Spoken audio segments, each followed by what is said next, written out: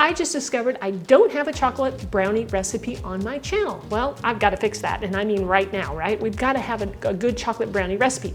Well, today we're making one that's gluten-free, and I chose gluten-free because it is more of a challenge. It's always more of a challenge to make something gluten-free taste wonderful. Now, these brownies are chocolatey and chewy and moist and just plain old delicious, so I think you're gonna love them. I'm Rockin' Robin. I'm gonna show you how to make them right after this.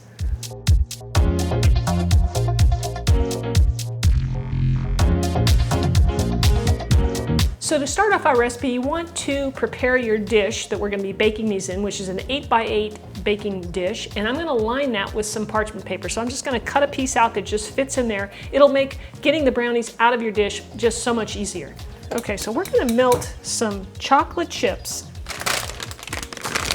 And this is the brand I like to use, guys, is Guittard. I think they're the best. I mean, you can use whatever you want, but if you want some really good quality chips, those are my favorite. All right, so I'm going to place the chocolate chips into a saucepan over low heat. You want to make sure that it's low heat. We don't want to get the chocolate too hot because it'll seize up and it's just kind of a pain. So I'm going to, just stir this nice and easy and slowly over, like I said, low heat. Now, while the chocolate is melting gently into the butter over there on the stove, I'm preheating my oven to 350 degrees Fahrenheit. We're going to take a separate bowl now, and we're going to combine all of our dry ingredients. So that will be our flour. And this is the flour that I used for the brownies. It's the Bob's Red Mill gluten-free 1-to-1 baking flour. Our cocoa powder and some salt and a little bit of baking soda into a bowl, and we'll just combine it all up. So in another bowl, we're going to combine a couple of eggs,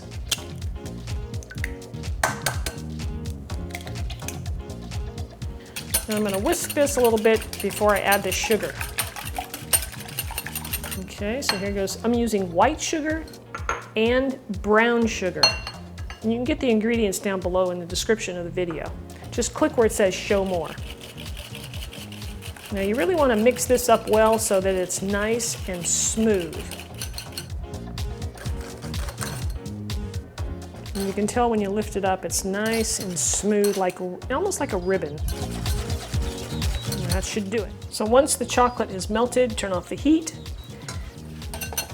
Give your egg mixture another little toss here, whisk it up a little bit, make sure it's nice and combined. And then we're going to add this really slow to the chocolate. So the reason you add the egg mixture slowly is to temper the egg, which means that you're cooking it slowly so that it doesn't scramble, but yet blends in nice and smooth. Once you get all that mixed in, we're going to add the vanilla extract to this. And pour that in, and then we'll be ready to add our dry ingredients here. Okay, so now we're going to take our chocolate mixture with the eggs, and I'm going to pour it into the bowl of our dry ingredients, the flour and the cocoa powder and all that. And we don't want to overmix this. We want to just, get it combined, and we're just going to stir that in.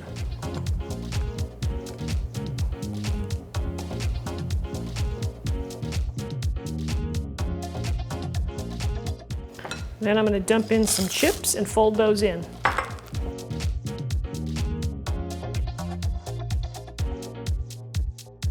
So now I'm just going to pour this into our dish.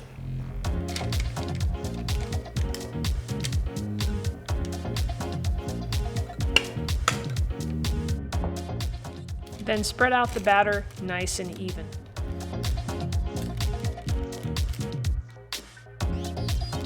Okay, so these are going to go in the oven at 350 degrees Fahrenheit in my oven, it takes about 27, 28 minutes, something like that. You want to check yours at about 20 minutes with a toothpick and see. Now, you don't want to overcook these or they're going to dry out. You want them to be nice and chewy and gooey. So check them at 20 with the toothpick. If it's still too wet, then leave it in for another 5 minutes. You want it to be a little bit moist on the inside and even stick to your toothpick a little bit. They will continue to cook as they sit. All right, guys, here are the brownies at 25 minutes. They've really risen quite a bit. They're like a 2-story brownie. All right, so if I stick that in there, you can see that there's a little bit of moisture. I think I'm gonna go with that because It's not that much. So I'm gonna take it out. I've let the brownies cool for about 15 minutes just so that I could get them out of the pan and maybe they'll hold together. You want to take a knife and just kind of like release the edge there on the side that doesn't have the paper. I tell you, this paper makes life a lot easier. Let's see if I can get this out without dropping it. All right. There you go. Take a look at that. I'm going to cut off a little piece of this for me to try.